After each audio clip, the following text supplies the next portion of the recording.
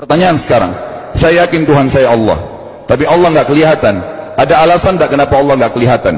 Ada alasannya. Anda tanamkan baik-baik, ini masalah akidah yang paling penting. Kata Nabi, itu disebutkan dalam banyak riwayat, bahwasanya nabi-nabi pun belum pernah ada nabi yang lihat Allah, termasuk Nabi Muhammad SAW. Kita ambil dalilnya dalam hadis Bukhari. Waktu Nabi SAW pulang dari Isra Mi'raj, jemaah sekalian, Aisyah bertanya radhiyallahu anha, berkata, istri beliau, ya Rasulullah, hal tara rabbak? Apakah anda waktu Mi'raj ke langit, terima perintah salat, sempat lihat Tuhan anda enggak? Lihat enggak Allah itu bagaimana? Apa jawaban Nabi SAW? Nurun ala nur anna arah. Allah itu cahaya, di atas cahaya, terang sekali. Bagaimana saya bisa melihatnya? Artinya Nabi SAW mengatakan, saya sendiri belum pernah lihat bagaimana itu Allah. Contoh sebelumnya Nabi Musa alaihissalam. Nabi Musa waktu menerima wahyu Taurat, itu selama 40 hari, turun Taurat lengkap. Al-Quran 23 tahun baru lengkap. Kalau Taurat 40 hari, nunggu di gunung Tursina. Tursina sebuah wilayah di Mesir sekarang. Itu banyak gunung-gunung batu, ada satu gunung batu yang tinggi, Nabi Musa nunggu di situ. Setiap hari Jibril datang turunin surah, turunin ayat gitu. Setelah berlalu 37 hari dari 40 hari menunggu Taurat turun, Nabi Musa alaihissalam tiba-tiba bertanya kepada Allah, mengatakan begini dalam Al-Quran, A'udzu minasyaitonir rajim, Rabbi arini anzur ilaik. Wahai Tuhanku, izinkan aku melihatmu. Aku beriman kau ada ya Allah, tapi aku ingin lihat kau bagaimana. Allah menjawab, tidak mau mengecewakan Nabi Musa. Sebagai manusia Allah mengatakan, lan tarani. Perlu anda tahu dalam bahasa Arab jemaah sekalian ada 3 kosakata la, tidak yang berarti tidak. Ada la biasa artinya tidak, ada lam dengan mim, lam artinya tidak pernah, ada lam dengan nun, lan artinya tidak akan pernah. Allah mengatakan apa? Lan tarani, kau tidak akan mampu melihatku wahai Musa. Tapi Allah nggak mau kecewain Musa. Ternyata Musa selama 37 hari jemaah sekalian kagum-kagum melihat gunung-gunung batu di situ. Pergantian siang malam, burung-burung yang terbang, air yang mengalir di lereng-lereng gunung. Lalu dia mengatakan, Allah mengatakan apa? Walakin unzur ilal jabal, fa in istaqarra makanahu fasawfa tarani. Coba kamu lihat gunung-gunung batu di sekitarmu hai Musa. Kalau mereka bisa menampung kedatanganku, kata Allah, kau akan bisa melihatku. Apa yang terjadi? Allah lanjutkan, falamma tajalla rabbuhu lil jabal, waktu Allah baru niat mau datang, belum datang, ja'alahu dakka, semua gunung batu itu hancur lebur, tidak mampu menampung kedatangan Allah. Wa kharra Musa sa'iqa, lalu Musa pingsan tiba-tiba. Waktu Nabi Musa bangun, langsung ucapkan kalimat, amantu billah, saya beriman pada Allah. Berarti fakta lapangan, nabi-nabi aja belum pernah lihat Allah. Masih pertanyaan lagi jemaah sekalian, kenapa Allah nggak bisa kelihatan? Saya akan jawab dan tolong ini jadikan sebagai pegangan hidup. Ini landasan akidah kita. Kata para ulama, karena anda kalau sholat, anda mengucapkan satu kalimat yang merupakan jawabannya. Allahu Akbar. Allah Maha Besar. Akbar adalah siga mubalaghah dalam Islam. Sesuatu yang melampaui batas, Maha Besar. Kita terangkan. Kata Nabi SAW, perumpamaan bumi yang kalian tinggali ini dibanding dengan langit pertama di atas kepala kalian, ada 7 lapis langit. Allah mengatakan, sab'an shidada, 7 lapis langit yang kokoh. Alladzi khalaqa sab'a samawatin tibaqa, yang menciptakan langit tibaqa bersusun, 1, 2, 3, 4, 5, 6, 7. Allah di atas langit ke-7. Kata Nabi SAW, perumpamaan bumi yang kalian tinggalin dibanding dengan langit pertama di atas kepala kalian, ibaratnya seperti cincin yang dibuang di padang pasir.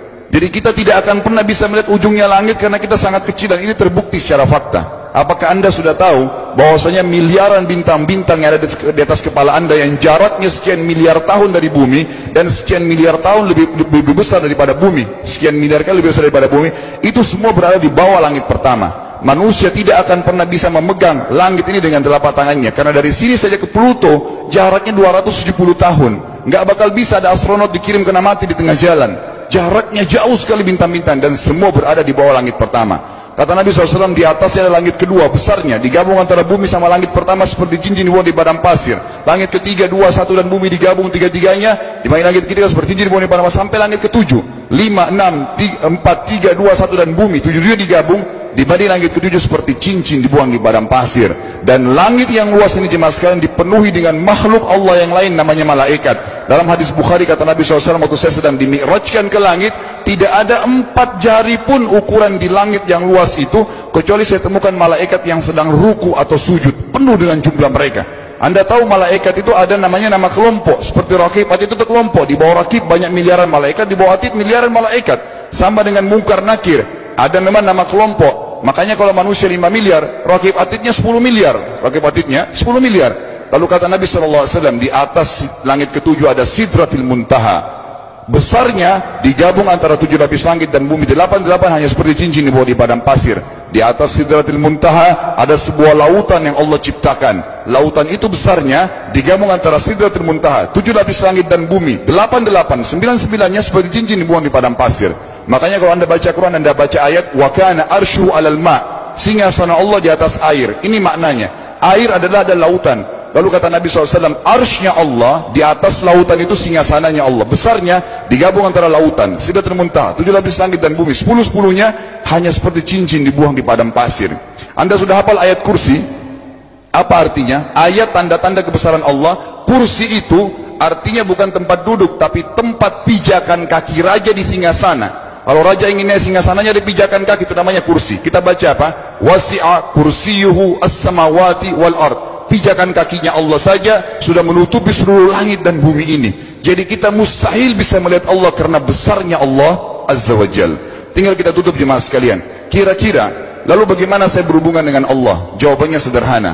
Anda lingkari namanya Allah, ini Tuhan kita. Yang menyembah selain Allah kafir, yang mempartisipasikan Allah dengan makhluknya, masih sembah berhala, kuburan, jimat, namanya syirik. Dua-dua nggak boleh.